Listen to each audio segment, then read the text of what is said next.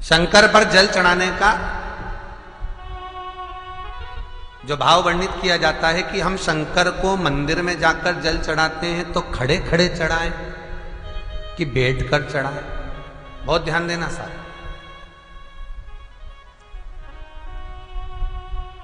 शंकर में मंदिर में जाकर हम भगवान शंकर को जल चढ़ाएं तो खड़े होकर चढ़ाएं कि बैठकर चढ़ाएं। अब दो तरह का शिवलिंग है मंदिरों में, दो तरह का शिवलिंग का निर्माण होता है, ठीक है। एक विष्णु शिवलिंग, एक शक्ति पार्वती शिवलिंग। दो तरह का शिवलिंग मंदिरों में होता है, दो तरह का शिवलिंग मंदिरों में होता है, समझ लेना बहुत अच्छी तरह से। एक शिवलिंग वो होता है जो जमीन पर डायरेक्ट जलाधारी रहती है, शिवलिंग रहता है, ऐसी जलाधारी पूरी की पूरी, और शिवलिंग जमीन पर रखा रहता है, भूमि पर रखा रहता है, डायरेक्ट जमीन पर। आप जल ले जाकर चढ़ाए, निकल गया रास्ते से। एक शिवलिंग जो जमीन पर डायरेक्ट शंकर भगवान की जलाधारी और शिवलिंग रखा रहता है, वो शक्ति शिवलिंग कहलाता है। माता पार्वती का हस्त कमल उस शिवलिंग के सम्मुख में, और दूसरा शिवलिंग एक डमरू जैसा होता है। अब वो हम उसको कैसे वर्णन,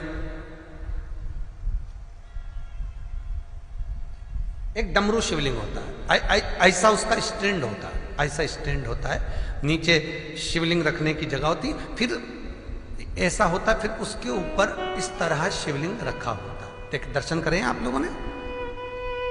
अब फिर इसके ऊपर शंकर भगवान का शिवलिंग रखा होता है, ठीक है। इस तरह का जो शिवलिंग होता है, एक डायरेक्ट नीचे रखा हुआ शिवलिंग, और एक भगवान जो नीचे डमरू जैसी आकृति होती है, इस पे जो डमरू जैसा जो भाग बना होता है, ये भगवान विष्णु का हस्तकमल है, और ऊपर का जो भाग है वो भगवान ब्रह्मा का हस्तकमल है। इसको विष्णु शिवलिंग कहते हैं।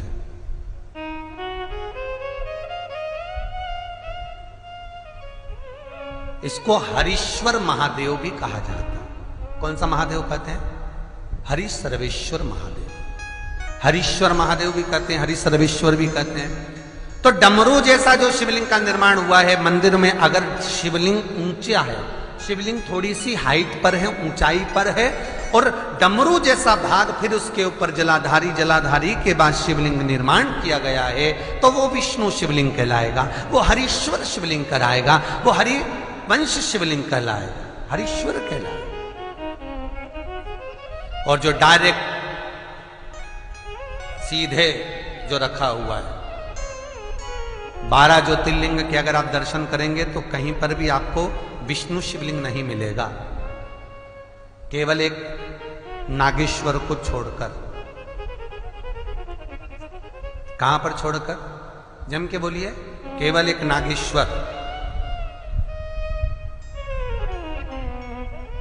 नागेश्वर को छोड़कर बाकी के जितने 12 ज्योतिर्लिंग में शिवलिंग के दर्शन करोगे, सब शक्ति शिवलिंग मिलेंगे, सब जमीन पर। आप जितने भी देखेंगे, काशी का देखेंगे, महाकालेश्वर देखेंगे, तो डायरेक्ट जमीन पर जलाधारी बनी है महाकाल बाबा की, डायरेक्ट जमीन पर बनी है, कोई ऊंचाई नहीं है, डायरेक्ट जमीन पर, फिर शिवलिंग है। ओमकारेश्वर देख लीजिए, ममलेश्वर देख लीजिए, आप चाहें तो विश्वनाथ देख लीजिए, डायरेक्ट जमीन पर। सोमनाथ देख लीजिए, डायरेक्ट जमीन पर। केदारेश्वर देख लीजिए, डायरेक्ट जमीन पर। भीमाशंकर, वैद्यनाथ, डायरेक्ट। आप वैद्यनाथ जी के लाइव प्रसारण कभी चालू कर देखना, डायरेक्ट जमीन पर, डायरेक्ट। तो जितने भी शिवलिंग हैं सारे के सारे शक्ति शिवलिंग हैं। जो डमरू के भाग पर रखा हुआ है वो हरीश्वर शिवलिंग, विष्णु के हस्तकमल पर जो रखा है, तो शास्त्र कहता है आप शक्ति शिवलिंग का जब जब अभिषेक करें, बहुत ध्यान रखना अपनी जिंदगी में इस प्रसंग को श्रावण के महीने में बहुत ध्यान रखना। आपके आसपास में भी मंदिर हो तो उस पर ध्यान रखना। जो शक्ति शिवलिंग हो उस पर जब भी जल चढ़ाना तो बैठकर चढ़ाना, बैठकर चढ़ाना। शक्ति शिवलिंग पर जब भी जल चढ़े, भले शिवलिंग कितना भी ऊंचा हो, कितना भी ऊंचा हो, तो संघी से चढ़ा दो, पर जल बैठ कर चढ़ाइए। भले शिवलिंग ऊपर है, पूरा तरह से हाथ नहीं पहुंचा, जैसे सोमनाथ जी में अब शिवलिंग कितना बड़ा, महाकालेश्वर का शिवलिंग कितना बड़ा, तो उसको तो बैठकर स्नान नहीं करा सकते। भले शिवलिंग कितना भी ऊंचा हो, पर अगर भूमि टच है, शिवलिंग अगर भूमि टच है, शक्ति शिवलिंग है, तो भले आधा शिवलिंग नहाए, आधे पर पानी जाए, पर बैठकर ही स्नान कराया जाता है। और महाराज यदि हरीश्वर शिवलिंग है, अर्थात भगवान विष्णु के हस्त कमल पर, ब्रह्मा के हस्त कमल पर यदि शिवलिंग है, तो वो शिवलिंग का जब भी स्नान कराएंगे, अभिषेक कराएंगे, पूजन कराएंगे, तो खड़े होकर ही करना है। और खड़े होने का भी तरीका होता है, दोनों चरण बराबर में रखकर कभी भी शंकर भगवान के शिवलिंग का स्नान नहीं कराया जाता। महाराज दोनों चरण बराबर रखकर, अगर हरीश्वर शिवलिंग है, किसी मंदिर में शंकर को जल चढ़ाने के लिए आप गए हो और शंकर को जल चढ़ा रहे हो, तो हरीश्वर अगर शिवलिंग है तो दोनों पांव बराबर रखकर नहीं, एक सीधा चरण थोड़ा सा आगे रखिए और उल्टा चरण थोड़ा सा पीछे रखकर भगवान शंकर का जलाभिषेक करने पर लक्ष्मी जैसे अपने चरण रहते हैं, भगवान शंकर उसी तरह से लक्ष्मी को दौड़ाते हुए अपने घर में प्रवेश करा।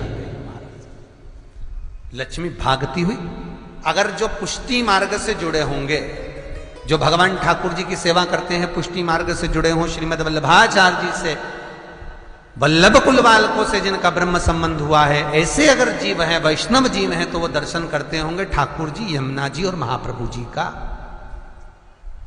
तो कैसा दर्शन करेंगे?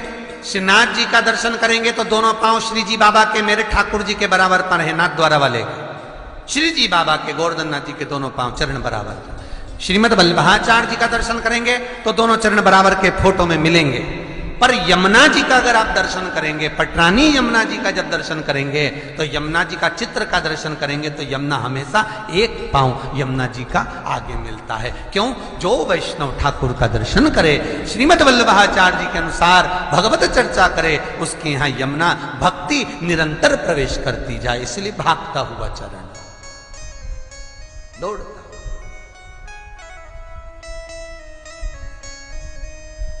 दौड़ता। तो शंकर भगवान का अगर हरीश्वर शिवलिंग है, कहीं शिवलिंग डमरू आकृति पर, अगर ऊंचाई पर है, हरीश्वर है, तो फिर जल खड़े होकर चढ़ाए, चरण आगे पीछे। बहुत ध्यान देना महाराज, हरीश्वर शिवलिंग का वर्णन किया महाराज, बहुत सुंदर बात कही है, बहुत ध्यान से सुनिएगा। शक्ति शिवलिंग के ऊपर जो जलाधारी लगती है, शक्ति शिवलिंग के ऊपर जो जलाधारी लगती है, वो 5 मिनट, 10 मिनट, आधा घंटा रखकर 24 घंटे के लिए हटा सकते हो। शक्ति शिवलिंग के ऊपर जो जलाधारी लगती है, वो 15-20 मिनट रखकर, आधा घंटा रखकर आप हटा सकते हो। पर हरीश्वर शिवलिंग के ऊपर, भगवान विष्णु के हस्त कमल पर जो शिवलिंग का निर्माण आपको भी वर्णन किया, अगर वो शिवलिंग है तो उस पर जलाधारी अगर लगी है, तो कम से कम 5 घंटा, 8 घंटा तो जलाधारी को रखना पड़ेगा ही। बहुत ध्यान दीजिए महाराज। शंकर जी की प्राण प्रतिष्ठा करते समय, शंकर जी की स्थापना करते समय, शंकर जी को प्राण प्रतिष्ठित करते समय एक एक चीज का ध्यान करना पड़ता है कि हमें कैसा शिवलिंग रखना है, कौन सा शिवलिंग रखना है, कैसे स्थापना करना है, किस भाव का होना चाहिए। शंकर के मंदिर में शंकर जी विराजे हैं, तो गणेश जी, कार्तिकेय और पार्वती की मुद्रा कैसी होना चाहिए, गणेश जी कौन सी सूंड का होना चाहिए। जब शंकर के मंदिर में हम आराधना कर रहे हैं तो गणेश जी की सूंड किस ओर होना चाहिए, पार्वती की मुद्रा कौन सी होना चाहिए, षडानंद कार्तिकेय की दृष्टि कहां होना चाहिए, ये शंकर जी की प्राण प्रतिष्ठा में देखा जाता है। केवल मूर्ति वाले ने बाजार में मूर्ति बनाकर बेच दी और तुम गए हमें शंकर जी का परिवार दे दो, हमारे मंदिर है छोटा सा, मैं वहां प्रतिष्ठा करना है। तुम बाजार में गए और शंकर जी का परिवार लेकर आ गए, शंकर जी लिया, कार्तिक लिया, पार्वती जी लिया, गणेश जी लिया और स्थापना करवा दी पंडित जी से। और बाद में बोली हमको थोड़ी कष्ट हो रहा है, हमको थोड़ी तकलीफ हो रही है, कहीं ये हम जब से लाए इससे तो नहीं हो रही, कहीं इससे तो नहीं। नहीं, गलती तुम्हारी है। तुम तो बस गई और लेकर आ गई।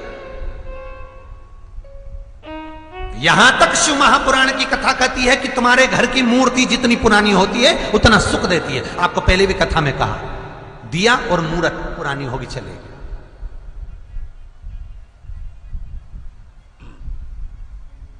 पुरानी एक फैशन चल गया, छोटे से ठाकुर जी नहीं रखूं, बड़े वाले लाऊंगी लड्डू गोपाल, सेवा अच्छे से हो जाएगी। और जो सास के हाथ के वो अब उनको नहीं पूछे तो दुख नहीं होगा, दुख तो होगा। महाराज घर में जेठानी के आने के बाद देवरानी आती है और सास देवरानी से बहुत लाड लड़ाती है। छोटी बहू है, ले साड़ी पहन ले, ये ले रकम ले, ये ले हैं। सास जब छोटी को बहुत कुछ करती है तो जेठानी का जीवड़ा जलता कि नहीं जलता? बोला तो सही, थोड़ा बहुत तो लगे, बताओ हमको तो कभी नहीं करा, हमको तो ऐसा करे ही नहीं, हमको तो ऐसा करे ही नहीं। उसी तरह आप नए भगवान लेकर आ गए, नई ठाकुर जी लेकर आ गए और छोटे ठाकुर जी पहले के हैं। भगवान को लगता है बताओ नए से लाड लड़ा रही, उसको वस्त्र पहना रही, आभूषण पहना रही, मुझे आभूषण तक नहीं, वस्त्र नहीं, जैसे हैं वैसे लुढ़क जाते हैं, कौन पहनाए? कोई ने कहा इनको क्यों नहीं पहनाती, छोटे हैं पहनाते नहीं बनता, भाव से पहनाओगे सब पहने। शिव महापुराण की कथा कहती है जितनी मूर्ति छोटी होती है, अंगुष्ठ के आकृति से जितनी मूर्ति छोटी होती चली जाती है, उतना सुख प्रदान